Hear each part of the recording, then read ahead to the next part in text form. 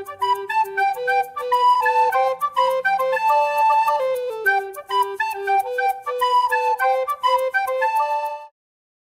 Share और subscribe करें हमारे इस चैनल को और बेल आइकन को दबाना ना भूलें ताकि हमारी वीडियो आप तक सबसे पहले पहुंचे। हेलो स्टूडेंट, आज का जो टॉपिक हम देख रहे हैं अरिनियस थ्योरी। अरिनियस जो साइंटिस्ट थे, एसिड और बेस के बारे में उन्हें बहुत सारे कॉन्सेप्ट दिए हैं, लेकिन ये जो कॉन्सेप्ट हम पढ़ रहे हैं स्वीडिश साइंटिस्ट ने ईयर 1887 में ये डिस्कवर किया था कि एसिड और बेस में कौन कौन से केमिकल कंपोजिशन होते हैं, किस टाइप से H+ आयन और OH आयन से एसिड और बेस के मिक्सचर से हम H+ और OH आयन को आइसोलेट कर सकते हैं। ये जो मॉडर्न अप्रोच है, कह सकते हैं सबसे पहले एसिड बेस के लिए सबसे फर्स्ट टाइम अरिनियस थ्योरी ने जो अरिनियस साइंटिस्ट थे उन्होंने ये थ्योरी दी थी। एसिड जो होते हैं, हम कोई भी अगर हम केमिकल की बात करें तो यहाँ पे जो प्रोसीजर हो रही है, अगर H+ आयन कोई भी एक्वस सॉल्यूशन में डिसॉल्व होंगे, दैट मीन्स अगर यहाँ पे कोई HCl है, अगर इसे हम वाटर में डिसॉल्व करेंगे तो H+ आयन आसानी से ये डिसोसिएट हो जाएंगे और H+ आयन एक्वस सॉल्यूशन में पॉजिटिव और नेगेटिव फॉर्म में रहेंगे। दैट मीन्स ये आयनिक फॉर्म होंगे। एसिड की हम बात करें, अगर HCl अगर एसिड फॉर्म में है, जब वाटर में डिसॉल्व होंगे तो H+ आयन और Cl- आयन के रूप में मिलेंगे। अगर हम बेस की बात करें, which is gives OH ion in their aqueous solution. That means अगर कोई भी क्षारीय पदार्थ है, कोई भी बेस है, तो उसमें से हम OH आयन को जब डिसोसिएट करते हैं, एक्वस सॉल्यूशन में जब डिसोसिएट होंगे तो OH आयन रिलीज करेंगे और ये जो OH आयन होंगे इन्हें हम कहेंगे बेस। अगर हम यहाँ पे बेस की बात करें तो बेस में जो NaOH हम ले रहे हैं, अगर वाटर में डिसॉल्व होता है ये, और ये जब वाटर का डिसोसिएशन होता है मॉलिक्यूल में, तो सोडियम और OH आयन इसमें डिसोसिएट होंगे। दैट मीन्स सोडियम और OH दोनों इक्वस फॉर्म में होंगे। जो पॉजिटिव और नेगेटिव फॉर्म के चार्ज के रूप में OH है, अरिनियस के अकॉर्डिंग जो भी OH आयन देते हैं उन्हें हम बेस कहते हैं। इस थ्योरी में हम देखते हैं कि जो स्ट्रॉन्ग एसिड होते हैं ये कंप्लीटली डिसोसिएट होंगे मॉलिक्यूल में। दैट मीन्स जो भी रेडिकल फॉर्म में हैं, एसिडिक रेडिकल होंगे, वो कंप्लीटली H+ आयन के रूप में डिसॉल्व होंगे। इसे हम कहेंगे स्ट्रॉन्ग एसिड। अगर हम वीक एसिड की बात करें तो ये डिसोसिएट नहीं होंगे पूरी तरीके से, इसलिए हम इन्हें कहेंगे वीक एसिड। और ये H+ आयन के रूप फॉर्म में होंगे, लेकिन पूरी तरीके से ये लेस डिसोसिएट होंगे या डिसोसिएट होंगे ही नहीं, इसलिए हम इन्हें कहेंगे weak acid. Bronsted and Lowry theory जो है, इसका जो हम कॉन्सेप्ट पढ़ रहे हैं, ये एसिड और बेस का कॉन्सेप्ट है। कह सकते हैं 1923 में ब्रोस्टेड एंड लॉरी ने इसे प्रपोज किया था।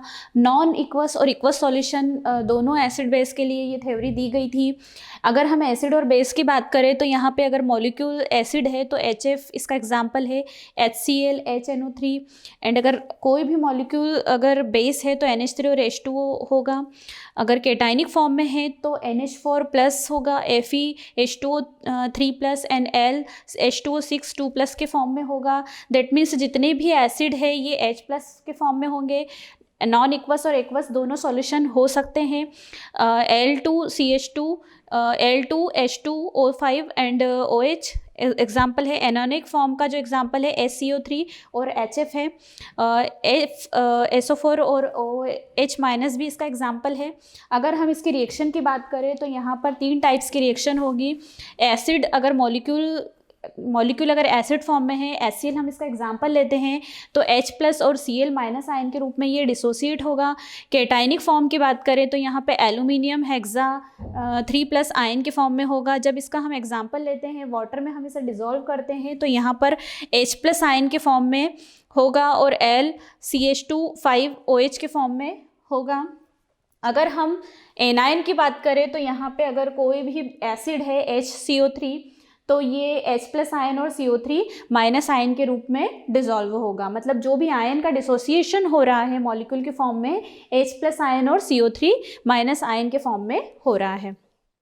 अगर हम बेस की बात करें, बेस में अगर कोई मॉलिक्यूल एसिड है और यहाँ पे एग्जाम्पल दिया हुआ है, यहाँ पर कोई पिरिडिन है और H+ आयन के फॉर्म में है, तो ये बना लेगा एक कंपाउंड जो H+ आयन के फॉर्म में होगा। दैट मीन्स ये बेस है तो ये H+ आयन को रिमूव कर रहा है, दैट मीन्स यहाँ पर रिवर्सिबल रिएक्शन हो रही है, H+ आयन यहाँ पर रिमूव हो रहा है। अगर हम पेंटा एक्वा एल्यूमिनियम ऑक्साइड की बात करें तो यहाँ पे H+ आयन है और एल्यूमिनियम भी यहाँ पे हेक्सा फॉर्म में अपनी रिएक्शन कंप्लीट कर रहा है।